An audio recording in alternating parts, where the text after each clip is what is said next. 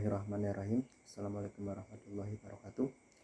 Alhamdulillah wa syukrulillah wassalatu wassalamu ala rasulillah. Mabadu.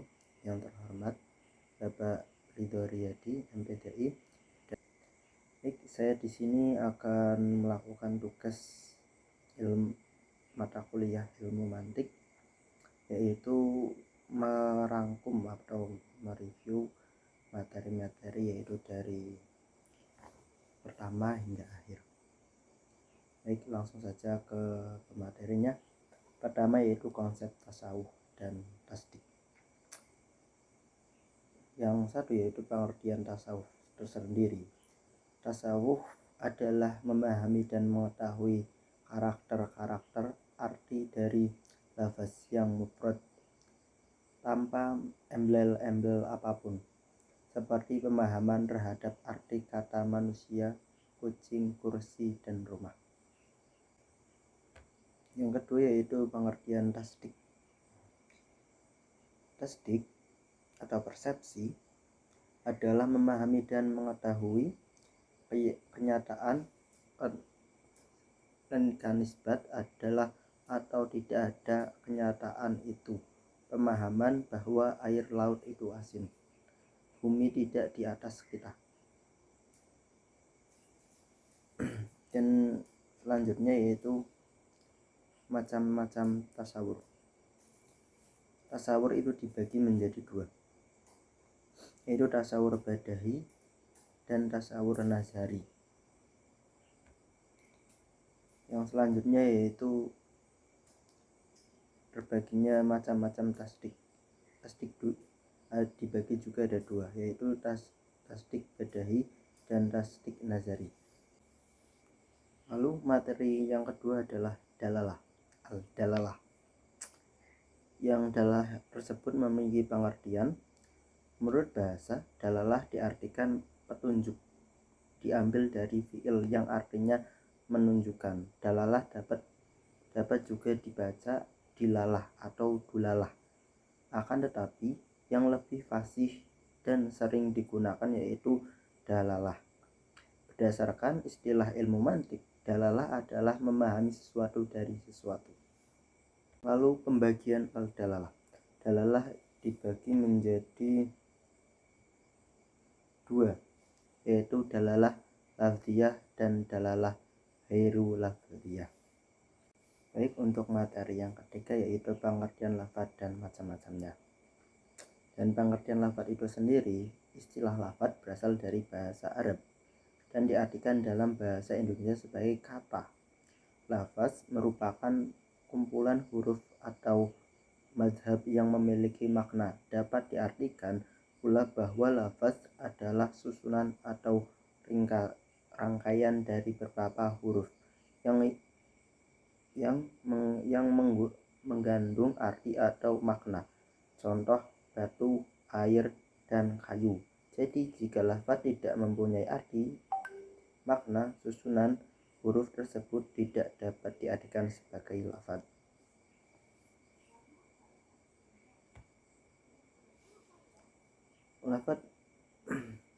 Lafaz juga dibagi menjadi dua, yaitu lafaz mufrad dan lafaz murakkab. Lafaz mufrad adalah lafaz yang memiliki makna tunggal, yang makna bagi bagian penyusunnya tidak menunjukkan pengertian atau makna dari lafaz tersebut. Dan lafaz murakkab, kalimat majmuk yaitu kalimat yang tersebut dari beberapa kata yang mempunyai makna sendiri dan merupakan bagian dari seluruh makna lafaz murakkab. Dan materi yang keempat adalah mufrad, murakkab, kulli, dan juz'i. Lafaz mufrad kata tunggal, singular, yaitu lafaz yang bagian-bagian jenisnya tidak menukan pada bagian maknanya. Lafaz mufrad terbagi menjadi dua macam, yaitu lafaz mufrad kulli dan lafaz mufrad juz'i. Kulli isim kulli adalah lafaz mufrad yang ketika disebut lantas menunjukkan kepada semua arti atau maknanya. Qoli artinya menetapkan suatu ketentuan hukum atas sesuatu secara menyeluruh. Qoli dalam kata lain lafaz yang bersifat umum, atau jika ingin menggunakan kata yang lebih ilmiah, qoli adalah lafaz yang bersifat universal. Dalam buku Al-Mantiq Al-Qadim Al-Qa wal Naqid, Profesor Masrur, guru besar ilmu kalam di Universitas Al-Azhar, menjelaskan bahwa quli itu adalah suatu lafaz yang jika dibayangkan maka tidak mencegah adanya persekutuan di dalamnya. Pengertian lainnya, quli itu ialah lafaz atau mafhum yang bisa berlaku bagi banyak individu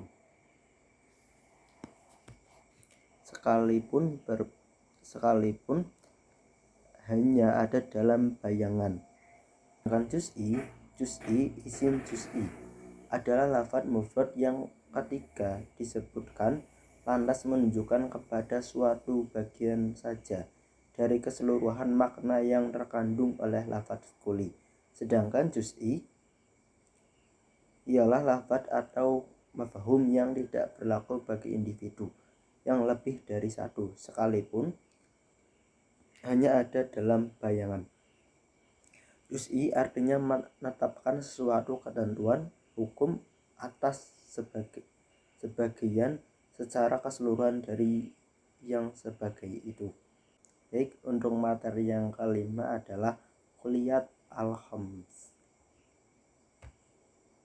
Dan pengertian quli al-khams tersendiri yaitu quli merupakan lafaz yang bersifat umum, atau dalam bahasa yang lebih ilmiah quli adalah lafaz yang bersifat universal. Sedangkan khams berasal dari bahasa Arab yang berarti lima. Quliyatul khams disebut juga dengan ram universal. Ram merupakan kata atau susunan kata yang berfungsi sebagai subjek atau predikat. Quli al-khams merupakan salah satu pembahasan lanjut dari lafaz atau kata. Quli al-khams atau quli al-khams adalah pengertian yang dinyatakan oleh predikat mengenai subjek atau cara mengerapkan sesuatu. Macam-macam quli al-khams itu ada dua, yaitu quli lazati zat dan quli irdi sifat. Untuk materi yang keenam yaitu ta'rif atau definisi. Dan pengertian ta'rif itu sendiri, kata ta'rif berasal dari bahasa Arab mu'arif yang memiliki arti memperkenalkan atau memberitahu. Secara istilah, ta'rif merupakan pengenalan dan juga pemahaman mengenai pengertian dan segala sesuatu untuk mendapatkan gambaran dengan jelas terhadap segala sesuatu tersebut. Secara sederhana, ta'rif adalah memperkenalkan sesuatu sesuai hakikat sebenarnya. Macam-macam ta'rif dibagi menjadi tiga, yaitu had, definisi esensial, rasam, dan lafzi. Baik, materi yang ketujuh adalah qismah. Qismah adalah suatu proses pembagian dari suatu mafhum universal ke dalam bagian-bagian berbeda dalam cangkupannya dan berapa antara satu sama lain. Syarat pokok qismah ada tiga, yaitu qismah yang berwujud proses mengumpulkan segala macam yang dibagi dalam melarang diskurs tariknya segala macam-macam pembagian lain dari luar pembagian yang disebutkan, dan tidak berupa masdak salah satu pembagian masdak lainnya, dan terbangun dari satu atas reproduksi. Kismah dalam pembagian dibagi menjadi dua, yaitu kismah tahdiyah dan kismah mantikiyah. Metode dalam membangun kismah juga dibagi menjadi dua, yaitu takriyat al-kismaiyah atas nuyah dan takriyat al-kismaiyah atas tawiyah, yaitu qadiyah. Qadiyah merupakan praktek yang tersusun, yaitu memiliki arti ataupun makna. Tiap qadiyah memiliki 3 unsur, yaitu mafhum al-lahi, mafhum bihi, dan robiyatul robiyah. Sedangkan macam-macam ada qaudiyah, sarutiyah, dan qaudiyah hamiliyah. Takadul adalah perbedaan antara dua qaudiyah dalam ajab bentuk positif dan salib bentuk negatif, dengan perbedaan yang membenarkan salah satu di antara keduanya dan yang menyalahkan qaudiyah yang lain. Syarat-syarat taukid adalah harus sama antara bagian yang salah satunya, bagian maudhu'nya. Aksah mutasin merupakan madhab bagi qaudiyah awal kepada qaudiyah bagian kedua, serta bagian qaudiyah kedua dipindahkan pada qaudiyah bagian awal. Guna menerapkan aksah terdapat ketentuan-ketentuan yang mesti dipenuhi yang disebut qaudiyah. Qaudiyah aksah mustawi terdapat dua qaudiyah, yaitu qaudiyah haf dan qaudiyah istikra. Qiyas adalah kesimpulan yang diartikan dari dua jenis keputusan qiyas, yang menggunakan unsur simulasi. Yang satu harus bersifat universal dan yang ketiga yang bersamaan dengan kebenaran keputusan sebelumnya. Qiyas terbagi menjadi dua jenis, qiyas istikra dan qiyas istihsi. Qiyas istikra adalah qiyas yang mengacu pada natijah, kesimpulan beserta arti, dan dua bentuk qiyas istikra, hamiliyah dan qiyas istiyah. Qiyas istikra terbagi menjadi 5 macam, yaitu qiyas yang satu, yaitu qiyas yang terdiri dari dua qiyas seterusnya mustahil. 2. Qiyas yang terdiri dari dua mutadam serta muhasil. Qiyas yang tersusun dari dua mutadam sertanya mustahil. Qiyas yang ketiga, qiyas yang terdiri dari qiyas syaratiyah mustahil dan syaratiyah mustahil. Yang keempat, qiyas yang terdiri dari qadiyah syaratiyah mustahil dan qadiyah hamiliyah. Yang kelima adalah qiyas yang terdiri dari qadiyah syartiyah mustahil dan qadiyah hamiliyah. Adapun qiyas istinsa yang terdiri dari qadiyah syaratiyah mustahlah dan qadiyah hamiliyah merupakan qiyas dari qiyas ataupun naqid yang akibatnya terdiri menjadi pencobaan. Istinsa memiliki dua bentuk, istilah istishal dan isfahal. Qiyas terdiri dari 3 proses, 2 proses yang diberikan dan 1 proses terdiri dari kumpulan proses yang diartikan dari 2 proses. 2 kuasa pertama disebut premis atau muqaddimah, dan kuas ketiga disebut kalusah, bahan atau media. Kesimpulan, ada surga, kalus, muqaddimah surga, suhra, dan kubra. Materi yang ke-10 adalah saklah. Menurut bahasa, saklah adalah bentuk bangunan qiyas yang mad wasat tersebut terletak pada mutadimah sughra, dan mutadimah kubro. Saklah dibagi menjadi 4 jenis: saklah pertama, saklah kedua, saklah ketiga, dan saklah keempat. Selanjutnya yaitu kias istinsai. Kias istinsai merupakan kias yang menunjukkan akan adanya natijah dan dengan jelas. Artinya dengan kias itu sendiri telah mengandung natijah jelas, atau kebalikannya dengan tanpa adanya susunan dari qauliyah. Pembagian kias istinsaiyah ada 2, yaitu kias istinsaiyah mutasahil dan kias istinsaiyah munfasil. Istinsa'iyah adalah kias yang muqaddimah kubronya terdiri dari istinsa'iyah mutahil. Istinsa'iyah mutasil adalah kias yang mengenalkan adanya saling tetap menetapkan satu qauliyah pada qauliyah yang lain dengan menggunakan huruf sya'rah, huruf yang menjadikan pembangun 2 kalimat, yaitu kalimat pertama sebagai syarat dan kalimat kedua sebagai jawaban. Huruf sya'rah antara lain di antara, manakala, andai kata, kalau, tatkala, bila, dan lain-lain.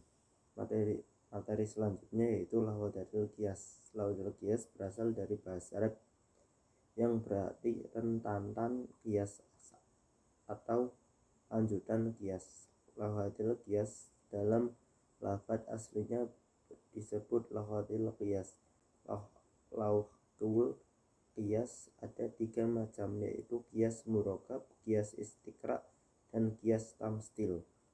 Al-qiyas al-batin adalah qiyas yang dibangun oleh mayoritas mutakalimin dalam memperdebatkan setiap sifat Allah, baik itu wajib dalam pikiran atau tidak mungkin baginya. Hal ini karena qiyas dalam bentuk basin itu mudah karena hanya butuhkan 2 premis untuk mendapatkan hasil yang benar. Qiyas murakkab adalah muqaddimah yang lebih dari 1, bisa 2, bisa 3, bisa 4, dan seterusnya untuk sampai kepada natijah. Setiap qiyas dalam ilmu mantik mengandung unsur bagian yang mengandung bagian lafadz. Qiyas mengandung 3 unsur bagian lafadz yang disebut dengan al-haddul salisi. 3 macam had mengandung bagian qadiyah juga mengandung 3 unsur bagian. Materi yang terakhir yaitu kita mengerti apa itu qiyas dan pembagian qiyas. Qiyas dibagikan menjadi 3, yaitu yang pertama qiyas istiqra, yang kedua qiyas khalaf, dan yang ketiga adalah qiyas tamtsil. Dan sedangkan qiyas didefinisikan menurut bahasa adalah mengira-ngira sesuatu dengan perkiraan lain, dan definisi menurut istilah perkataan atau pemikiran tersusun dan bentuk tertentu dari beberapa qauliyah yang dengan sendirinya menetapkan ucapan lain. Ada bagian dari qiyas, yaitu yang pertama qiyas istiqra, yang diartikan dengan sebuah pengambilan dalil dengan menetapkan sesuatu hukum. Kedua qiyas khalaf, yang kedua adalah qiyas khalaf, adalah qiyas yang di dalamnya terdapat penetapan natijah dengan cara membatalkan kebalikannya. Ketiga qiyas tamtsil diartikan sebagai sesuatu yang menetapkan hukum terhadap sesuatu yang lain. Baik, sekian peringkasan materi dari saya, dari materi awal sampai akhir. Saya minta maaf sebesar-besarnya jika ada kekurangan dan kesalahan dalam menyampaikan materi. Akhirul kalam, wassalamualaikum warahmatullahi wabarakatuh.